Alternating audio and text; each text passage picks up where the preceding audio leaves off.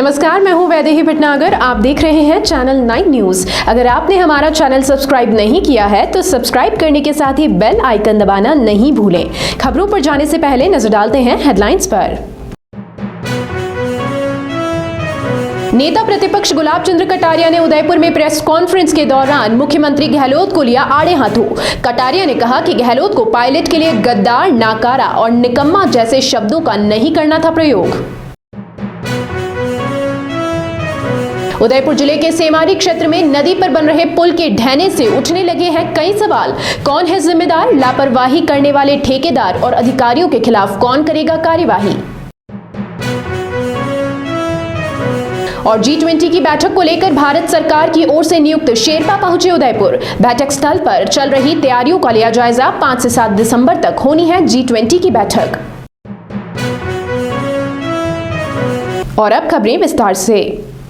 राजस्थान विधानसभा के नेता प्रतिपक्ष गुलाब चंद्र कटारिया ने सोमवार को उदयपुर में जन आक्रोश यात्रा के संदर्भ में प्रेस कॉन्फ्रेंस की। जन आक्रोश यात्रा की जानकारी देने के साथ ही गुलाब चंद्र कटारिया अशोक गहलोत सरकार पर जमकर बरसे। यही नहीं, राजस्थान में कांग्रेस में चल रहे अंतर्कलह पर भी कटारिया ने खुलकर बयान दिया और कहा कि गद्दार, नाकारा और निकम्मा जैसे शब्दों का प्रयोग नहीं करना चाहिए था, क्योंकि सचिन पायलट एक ऐसे नेता रहे जिन्होंने कांग्रेस के कार्यों को आम जन तक पहुंचाने में कोई कसर नहीं रखी और 21 सीटों पर सिमटी कांग्रेस को फिर से सत्ता पर लेकर आए। यही नहीं, राजस्थान विधानसभा अध्यक्ष सीपी जोशी द्वारा इस्तीफे पर स्वीकार नहीं करने और मुख्यमंत्री बनने की मंशा रखने के सवाल पर कटारिया ने कहा कि सीपी जोशी भी मुख्यमंत्री बनने की काबिलियत रखते हैं और यदि वे बनते हैं तो मेवाड़ के लिए गर्व की बात होगी। जन आक्रोश यात्रा के मार्फत राजस्थान सरकार की विफलताओं को हर पंचायत स्तर तक ले जाने की बात कही। उन्होंने कहा कि राजस्थान में जंगल राज चल रहा है और भ्रष्टाचार चरम पर है। मुख्यमंत्री की जो मैंने गिरावट देखी है, मैं भी अपने 40 साल के राजनीतिक जीवन में गद्दार, किसको कह रहे हैं गद्दार? जिसके साथ कल राज में आए थे उस दिन तो खुशियां मना रहे थे, मुख्यमंत्री की शपथ ले रहे थे, तब तो जश्न मना रहे थे, तब तो आपको गद्दार नहीं लगता था। और राज पे बैठ जाने के बाद अगर उसने कोई अपनी बात की तो गद्दार है, तो गद्दार है तो एक्शन करो ना यार, रो क्या करो? गद्दार हो तो तुम्हारी हाथ में जितनी ताकत है तुम उस गद्दार को पार्टी से बाहर निकाल दो और ऊपर वालों को कागज भेज दो, वो निकालेंगे, नहीं निकालेंगे, जब होगा जो होगा। पर जिसको तुम कहते हो नाजोगा है, नाकाबिल है, आप स्वयं मुख्यमंत्री जी, आप मेरी विधानसभा में थे, 5 साल तक आपने गूंज चिपका करके हाउस में आए थे। एक शब्द मुख्यमंत्री रहे हुए व्यक्ति का अपोजिशन में आने के बाद एक शब्द रिकॉर्ड नहीं हो, तो क्या जनप्रतिनिधि है? उदयपुर में जन आक्रोश यात्रा को लेकर नेता प्रतिपक्ष गुलाब चंद्र कटारिया की ओर से की गई ई प्रेस कॉन्फ्रेंस में कटारिया ने राहुल गांधी के उस बयान पर प्रतिक्रिया दी जिसमें राहुल गांधी ने कहा कि मुख्यमंत्री अशोक गहलोत और सचिन पायलट उनके एसेट्स हैं और दोनों के रवैये से कोई आपत्ति नहीं है। राजस्थान में अशोक गहलोत और सचिन पायलट के बीच चल रही खींचतान और उसके बाद हो रही बयानबाजी से जग जाहिर है। दोनों के बीच स्थिति को लेकर राहुल गांधी भारत जोड़ो यात्रा के दौरान मध्य प्रदेश में एक अजीबोगरीब बयान दिया, जिसमें राहुल गांधी ने कहा कि दोनों उनके एसेट्स हैं, इसलिए उनको कोई आपत्ति नहीं है। इस बयान के बाद उदयपुर नेता प्रतिपक्ष गुलाब चंद्र कटारिया ने प्रतिक्रिया देते हुए कहा कि उनकी संस्कृति ही ऐसी है तो उन्हें आपत्ति कैसे होगी।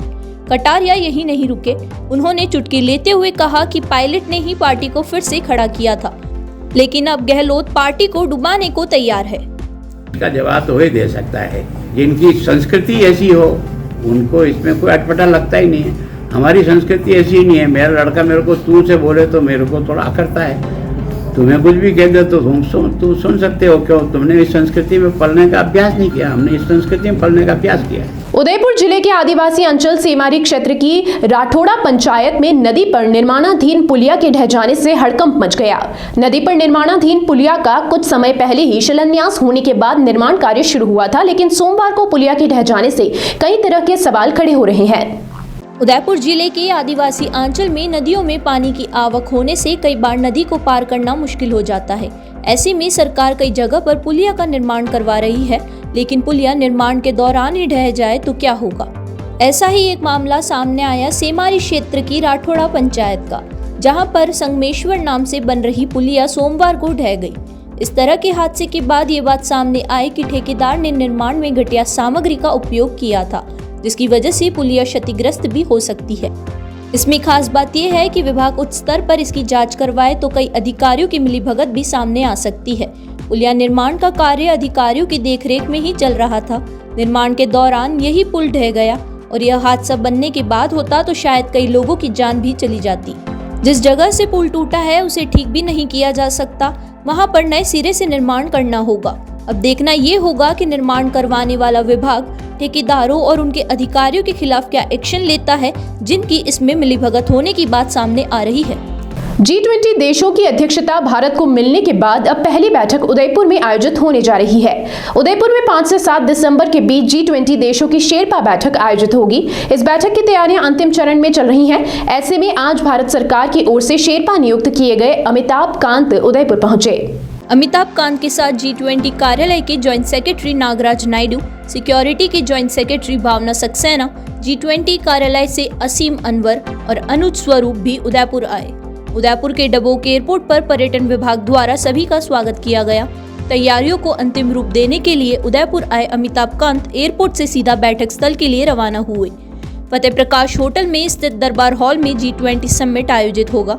ऐसे में दरबार हॉल का निरीक्षण किया तो वही G20 देशों के प्रतिनिधियों के रुकने के स्थान को भी देखा।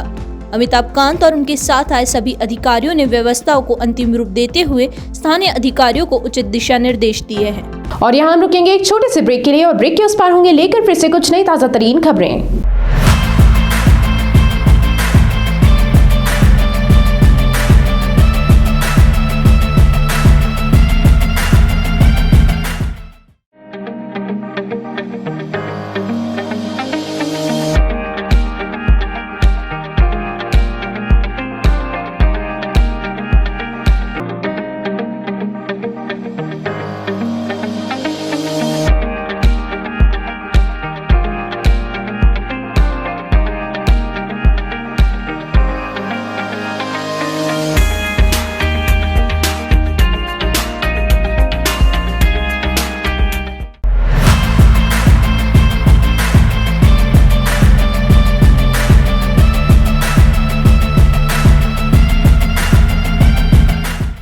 ब्रेक के बाद एक बार आपका फिर से स्वागत है।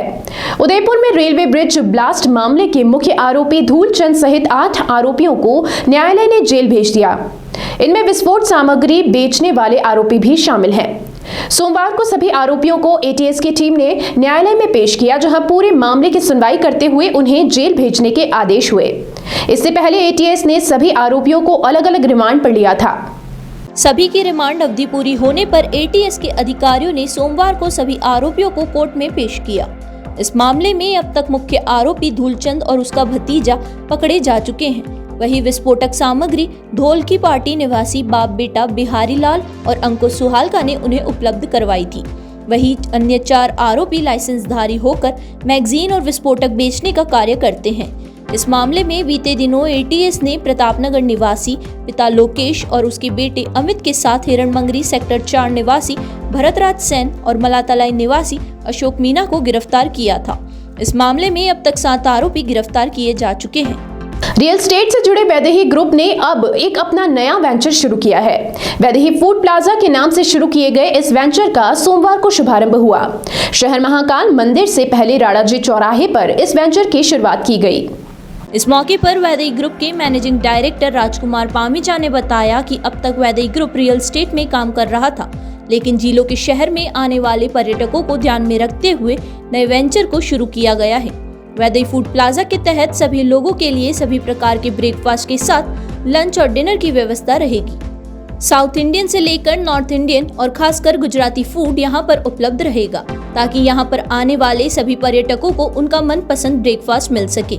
उन्होंने ये भी बताया कि वैदेही फूड प्लाजा के जल्द ही शहर के प्रमुख चौराहे पर आपको ब्रांच दिखाई देगी, ताकि सभी जगह पर एक जैसा स्वाद मिल सके। खास बात यह है कि वैदेही ग्रुप ने इस वेंचर में सभी प्रकार के लोगों का ध्यान रखा है। यहाँ पर सभी प्रकार की रेंज के साथ सभी प्रकार के लोग आकर अपना मनपसंद ब्रेकफास्ट के साथ लंच और डिनर कर सकते हैं। आज हर्ष के साथ में ये बताने की बहुत खुशी हो रही है। वैदेही ग्रुप का एक नया venture Vaidehi food plaza Ayurved circle Ranaji चौराहे अम्मा माता रोड पर आज हमने स्टार्ट किया, जिसकी इनिशियल स्टेज पे आज हमने शुरुआत कर दी है। इसमें यहाँ सभी तरह के फूड्स, मतलब नाश्ते से लगा के साउथ इंडियन, नॉर्थ इंडियन, मिठाई, बेकरी और रेस्टोरेंट, बुफे, डिनर वगैरह, ये सभी हम यहाँ पे चालू करने वाले हैं। जिसके इनिशियल स्टेज पे हमने आज नाश्ते की शुरुआत हमने यहाँ से की है। बिल्डिंग कंप्लीट होने में लगभग 2 से 4 महीने लगे हैं और 4 महीनों के अंदर ये सभी चीज़ें कंप्लीट हो जाएगी। उदयपुर की सुप्रसिद्ध फतेह सागर झील को भरने वाली मदार नहर इन दिनों कई जगह से क्षतिग्रस्त हो चुकी है। इस नहर को पुनः दुरुस्त करने की मांग को लेकर सोमवार को नीमच, खेड़ा और देवाली के स्थानीय लोगों ने संभागीय आयुक्तों को ज्ञापन सौंपा और नहर के हालातों के बारे में जानकारी भी ली। ज्ञापन देने के दौरान लोगों ने संभागीय आयुक्त को बताया कि यह मांग पिछले कई दिनों से की जा रही थी, लेकिन जिला प्रशासन गंभीरता से नहीं ले रहा था। ऐसे में संभागीय आयुक्त कार्यालय की ओर से रुख करना पड़ा। लोगों ने ये भी बताया कि इस नहर को जल्द से जल्द ठीक नहीं करवाया गया तो बड़ा हादसा घटित हो सकता है। इस नहर के समीप बनी सड़क से बड़े वाहन भी गुजरते हैं, ऐसे में इन वाहनों से हादसे होने की भी आशंका बढ़ गई है। आसपास के लोगों ने संभागीय आयुक्त से मांग उठाई कि बड़े वाहनों की आवाजाही पर रोक लगती है तो इस नहर को कम नुकसान होगा। लेकर हमारे क्षेत्र की जो सबसे बड़ी समस्या है, जिससे आम जन और आसपास की लगभग 25 से 50 हज़ार कॉलोनी आबादी वाली जो जनसंख्या है वो प्रभावित हो रही है। देवाली नहर, जिस विषय में जो 2004 में पहले देवाली नहर फूट चुकी थी, उसके बाद में पूरी तरह से देवाली नहर कमज़ोर हो चुकी थी, जिसके बारे में हमने लगातार 2016 से लेकर ज्ञापन देते आ रहे हैं, लेकिन प्रशासन द्वारा सुनवाई आज दिन तक नहीं की गई। बीच में पिछली बार भी देवाली की नहर पूरी तरह टूट चुकी थी, सारा पानी नीचे की कॉलोनी में भर गया था, सड़कें टूट चुकी थी। बार बार हमने कलेक्टर, एडीएम साहब को ज्ञापन दिया, उन्होंने हमें आश्वासन दिया कि 2 दिन में हम सारी व्यवस्थाएं दुरुस्त करा देंगे, लेकिन वो आज दिन तक सही नहीं हुई।